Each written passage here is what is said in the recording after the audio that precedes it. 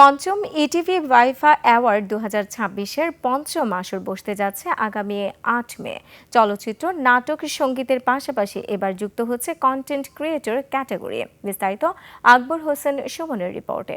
আমরা কৃতজ্ঞতা প্রকাশ করতে চাই। চলচ্চিত্র ও ছোট পর্দার জনপ্রিয় নবীন প্রবীণ তারকাদের স্বীকৃতির অনন্য প্ল্যাটফর্ম ইটিভি ওয়াইফা award.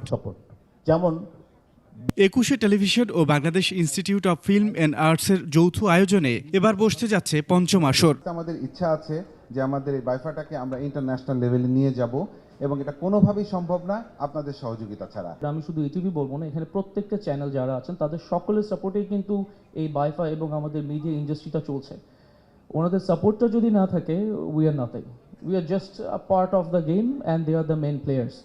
And among the game all the players এখানে যারা বসে আছেন, যারা গেস্ট মিডিয়াতে কাজ করছেন, সকলের প্রতি আমার শ্রদ্ধা এবং আবেদন থাকবে বাইফারকে কনস্ট্যান্ট সাপোর্ট দিবেন অ্যান্ড বাইফা যেন আরও এগিয়ে যেতে পারে, বাইফার সাথেই থাকবেন।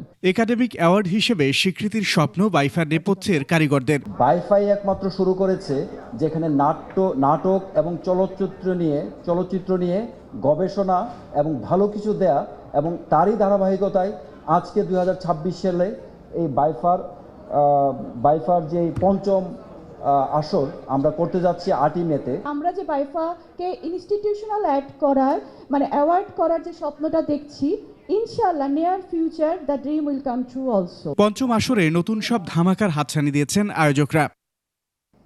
পরপর আকবর হোসেন সুমন, 21শে টেলিভিশন, ঢাকা।